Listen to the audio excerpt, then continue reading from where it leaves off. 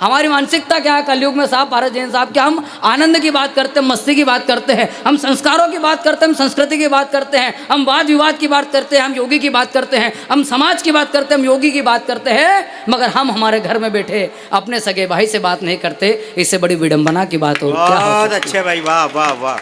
कहीं बड़ी कलम कहती है कि चेहरे पर मुस्कान दिलों में लेकर खाई बैठे हैं। आज आप लोग, ये पूरा इंदरगढ़ एक परिवार की तरह बैठा हुआ है, अन्यथा लोग घर में 4 भाई भी एक साथ नहीं रह पाते कि चेहरे पर मुस्कान दिलों में लेकर खाई बैठे हैं, वे जोड़ उंगलियों पर हिसाब पाई पाई बैठे हैं, और आज करने वाले हैं बाबूजी वसीयत दौलत की, और आज करने वाले हैं बाबूजी वसीयत दौलत की।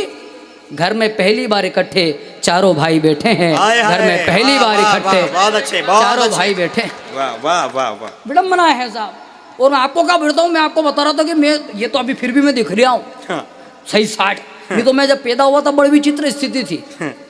हाँ, मैं जब मेरे पिताजी बताते, बोले बेटा लोगों के बच्चे पैदा होते हैं तो नर्स ऐसे लेकर के आती है, लीजिए सर आपका बेटा हुआ है, लीजिए साहब आपका बेटी हुई है, आपका बेटा हुआ है। मैं पैदा हुआ तो नर्स ऐसे लेकर के आई, लीजिए पंडित जी आपका भी कुछ ना कुछ हुआ है।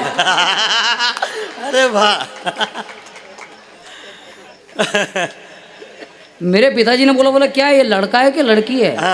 तो नर्स बोली ये तो 7-6 महीने बाद ही मालूम पड़ेगा। वाह वाह वाह भैया। मेरे पिताजी का दिमाग खराब, अगली बात पर तालियां उठेगी। मेरे पिताजी का दिमाग खराब, बोला क्या है ये लड़का है कि लड़की? इतनी देर बाद लाके दिया, सूझनी पड़ रही है, और 4 घंटे बाद काय को लाके दिया? सबके तो छोरा छोरी कब से लाके दे दिए, लीजिए लड़का लड़की लड़का सबको ला के दे रहा हूँ, इसको 4 घंटे बाद लाके दिया, इतनी देर काय में लग गई? तो नर्स क्या बोली, तालियां अब उठाना। वो नर्स क्या बोली, अरे बोला पंडित जी पैदा तो यार 4 घंटे पहले ही हो गया था, पर पंखा चालू करता तो पता नहीं कहाँ उड़ गया था। ये स्थिति है साहब, सब जगह आप बिखरी पड़ी है।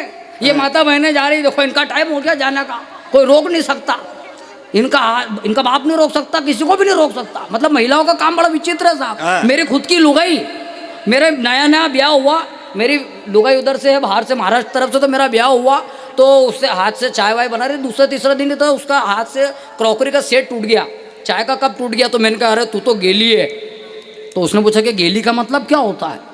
और मैंने कहा यार अपन मालवा राजस्थान के, अपनों को तो मालूम गेली का मतलब, इसको बता देंगे तो फाइल अपनी पहले दूसरे दिन ही निपट जाएगी। तो मैंने उसको बताया, मैंने कहा देखता गेली का मतलब तो बहुत सुंदर है, सुशील है, खूबसूरत है, प्यारी है, समझदार है। तो वो क्या बोली, फिर तो आप भी बहुत बड़ा गेली हो। ये स्थिति घटती है। हमारे भाई साहब में पढ़ाते हैं, हमें पढ़ाते हुए टीचर है, वो बस में जा रहे सफर कर रहा, आप देखना स्थिति कैसी बनती है। वो बस में बैठे दादा, आप आनंद लेना। मालवा ग्रामीण अंचल में किस प्रकार की घटना घट जाती है। बस में बैठे वो सामान्य बस, प्राइवेट बस, उसमें बैठे हुए, अगले स्टॉप पे एक डोकरी माँ चढ़ी, डोकरी माँ बैठने के लिए। तो सबने अपने अपने रुमाल रख रखे, किसी ने पर्स रख रखा, किसी ने अपना अपना सामान रख रखा। तो वो डोकरी आकर के और उनसे जगह मांगने लगी, ये बेटा मारे बैठवा दे बेटा, मैं थोड़ी सी जगह पे मारे बैठवा दे नाना, थोड़ी सी जगह दे दे। डोकरी माँ, यहाँ पे हमारे काका जी आने वाला है, पीछे जाओ। वो थोड़ी सी आगे जा, दूसरे से बोले बेटा मारे थोड़ी सी जगह दे दे नाना, मारे बैठूं इतनी सी जगह दे दे, मैं बैठूं। डोकरी माँ मेरी बहन आ रही है, पीछे जाओ। अरे वाह, पूरा बस खत्म, वो आखिरी से पीछे तो घूमती भी आ जाए, डोकरी कोई जगह नहीं दे यार उसको, एवले लोग। तो वो आखिरकार कंडक्टर को दया आ गई, उनने बोला क्या रहा डोकरी माँ, कोई बात नहीं, ये बोनट पे बैठ जाओ, कोई बात नहीं। तो वो बोनट पे बैठ गया, वो बोनट के खिल्ले खड़े भी डोकरी माँ को, लेकिन ठीक है यार वो बैठ गई। बस चलने लगी आगे। अगले स्टॉप पे खूबसूरत सी लड़की चढ़ी, 24 साल की।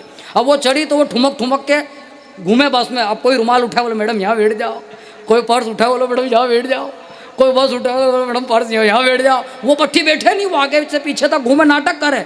तो इस बात पर डोकरी माँ क्या बोली, ताली आपकी बराबर उठेगी। डोकरी में छोरी से क्या बोली, बोले बैठी जा बेटा बैठी जा, नहीं तो थोड़ा साल बाद थारे भी बोनट पे बैठना पड़ेगा। बहुत अच्छे रोहित भैया, वाह वाह वाह वाह वाह। ये स्थिति है। हाय हाय, आप लोग मस्ती है, आनंद है, बिखरा पड़ा हुआ है, आप लोग खूब आनंद ले रहे हो। अरे बहुत ऐसा इंद्रगढ़, मेरे को तो पहले जैन साहब ने बता दिया था कि यार खूब आनंद आएगा, खूब तालियां बजेगी, मजा आएगा।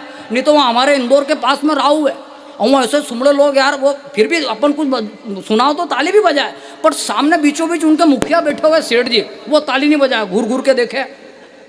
अबे मेरे को अच्छा नहीं लगे यार। उनका नौकर बैठा वो भी ताली बजा रहा, पर वो सुमड़े जैसा देखे यूं, जैसे कोई गौरव पुराण सुना रहा हूँ मैं। तो मेरे को बड़ा बेकार लगा यार। आखिरकार कवि सम्मेलन खत्म हुआ साहब, और मैंने गिरधर भाई उतर के उनसे पूछा सेठ जी से, गलत बात सेठ जी, ताली नहीं बजा रहे हो यार आप, सुमड़ जैसा देख रहे हो, ताली नहीं बजाने का क्या कारण है बताओ आप, नौकर भी ताली बजा रहा है, आप क्यों नहीं बजा रहे हो? उन्होंने क्या बात कही, मैं छंद के माध्यम से रखता हूँ।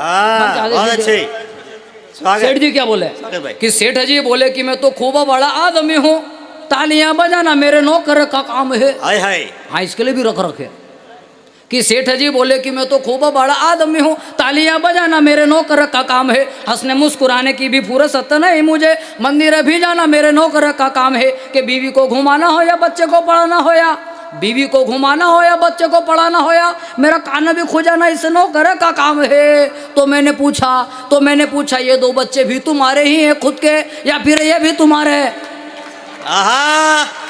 तालियां बराबर बजा लो यार, बहुत बढ़िया। प्रणाम करता हूँ आप लोगों को, काव्य धारा है, बोलने की जरूरत नहीं यार। बहुत अच्छे रोहित, बहुत अच्छे।